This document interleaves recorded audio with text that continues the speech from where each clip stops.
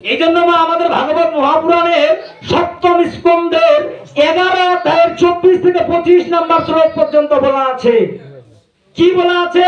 যে একজন সধবা স্ত্রীর কর্ম কি? বলছে সর্বপ্রথম তার ধর্ম হলো পতি সেবা। 2 নম্বর কি? বলছে পতির প্রতি যত্নবতী হওয়া, স্বামীর প্রতি যত্নবতী হওয়া, এবং স্বামীর সাথে সম্বন্ধযুক্ত যত লোকজন আছে তাদেরকে খুশি করা একজন পতিব্রতা স্ত্রীর ধর্ম বলে গণ্য। আপনার ধর্ম কি জেনে নেন? প্রতি সেবাই আপনার ধর্ম। এটা করার পরে যাহা কিছু আপনি করতে পারবেন করবেন, তবে স্বামী সেবা সর্বপ্রথম। এটাই আপনার মূলত ধর্ম। এটা করার পরে আপনার যতগুলো মন চায় করেন,